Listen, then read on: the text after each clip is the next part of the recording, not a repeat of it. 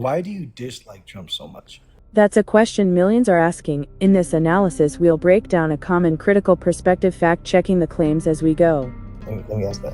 Yeah, I have so many reasons. Would you like a single sentence, a The biggest paragraph? one, the biggest point, I would say.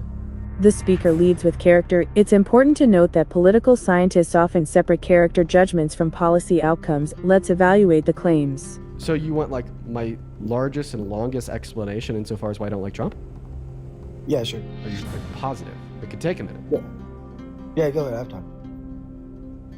Okay. Well, I don't like Trump. I typically break it down into three categories. You have character, you have domestic policy, and you have foreign policy. So we're going to start off with that first category. That's going to be character. His character is absolutely abysmal. First and foremost, he's an adjudicated rapist. The civil court determined that he's guilty of raping E. Jean Carroll in 2023. Second of all, he's a 34-count felon.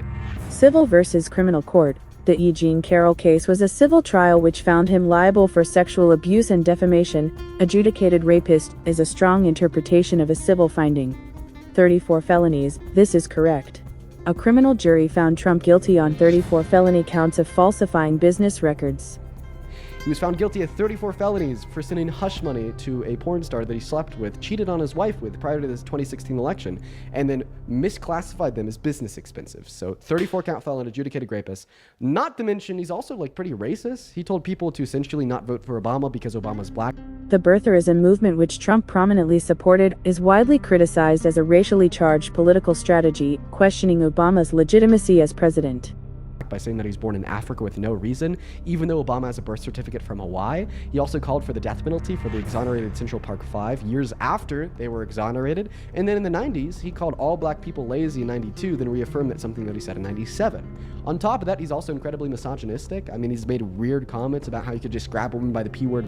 This is a reference to the 2005 Access Hollywood tape. The comment has been a focal point in critiques of his attitude towards women. Without asking first, he boasted about perving on the naked bodies of teenage girls and grown adult women at Miss Teen USA and Miss USA, as well as he said the best thing that could ever happen to a woman is pregnancy. He's sexualized his own daughter, saying he'd date her if he wasn't his daughter. Apparently on the Howard Stern podcast, he made his daughter a promise when she was 17, saying that he would never date anybody younger than her, implying that he would date a 17-year-old when he was 40, as well as he sexualized a 10-year-old girl. In 1995, he was caught on a hot mic on an escalator, telling a 10-year-old girl that he'd be dating her in 10 years. Not to mention all of his involvement with Epstein. Trump associated with Epstein in the early 2000s. While he was deposed in related cases, he has never been charged with a crime connected to Epstein's offenses. I mean, he was best buddies from Epstein when Epstein was bringing children to his billionaire island and sexually abusing them. Epstein would even tell his victims that he was best friends with Donald Trump, and he had a framed picture of the two together on his desk. Not to mention that in 2003, Donald Trump sent Epstein a letter depicting the body of a naked woman, or in my mind, a girl, with a statement, "May every new day be another wonderful secret." And that's just the beginning about his character. He's a chronic liar. In his first term, he told over 30,000 lies. This figure often comes from tallies kept by media outlets like the Washington Post. The critique of his relationship with factual accuracy is a central theme of his opposition. He's told the largest lie that any sitting president has ever told when he denied the outcome of the 2020 election and convinced 72% of all Republicans in the country to also deny it, instilling virtues of distrust in our civil electoral processes. He's also a raging narcissist. Once again, he baby raged in 2020 when he lost the election, to the point that he literally tried to rig and steal it back. Third of all, he's just an egotistical power maniac. He doesn't care about any check nor balance. That's why he called for the termination of the Constitution. This refers to a Truth Social post on December 3, 2022, where he called for the termination of all rules, regulations, and articles, even those found in the Constitution, to overturn the 2020 election. In December of 2022. That's why he's been firing and replacing judges with no experience to further his agenda, and that's why he's explicitly violated the Constitution like 7 times in the last 250 days in office, ranging from attempting to take our 14th Amendment rights from us with Executive Order number 14160, calling for a termination of the 22nd Amendment when he said he wanted to run for a 3rd term, or violating the First Amendment 3 weeks ago when he tried to ban burning of the American flag, even though the Supreme Court ruled that was expressly protected under the First Amendment in 1989.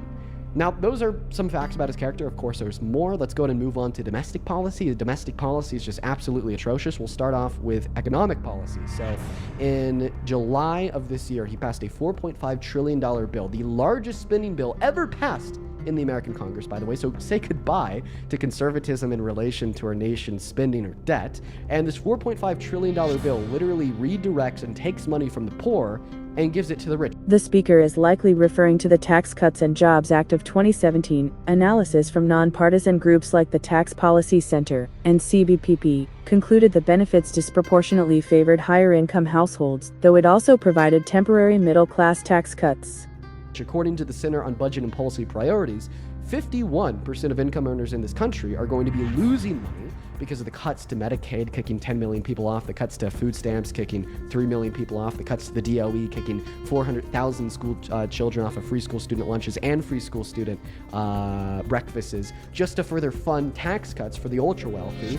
Now, in America, if you make over $1 million per year, you're going to be getting an additional 4% back per year. And that's just his economic policy. He has other very terrible domestic policy, ranging from directing SCOTUS to overturn Roe v. Wade. Trump appointed 3 conservative justices who were in the majority to overturn Roe v. Wade. While a president influences the court through appointments, they do not directly direct its rulings. The outcome, however, is a key result of his presidency for his supporters and detractors, which has now led to the consequence of 60 pregnant great victims per day being denied access to abortion in 10 of our states, or 66 million American women in all 50 states having their human rights infringed upon, as well as we have other terrible domestic policy, like renaming the Department of Defense to the Department of War, then declaring war on American citizens in Chicago and American citizens in DC. But of course, he doesn't care about violent crime as he suggests he does, which is the reason he says he's doing this, because he pardoned 72 violent offenders that tried to beat up and kill cops on January 6th. This requires precision. Trump has pledged to pardon a number of January 6 defendants, and he has not yet pardoned the most violent offenders. He has spoken sympathetically about them, and has pardoned or commuted sentences for other controversial figures. The statement is a projection of his intent, not a fully executed action, as of mid-2024.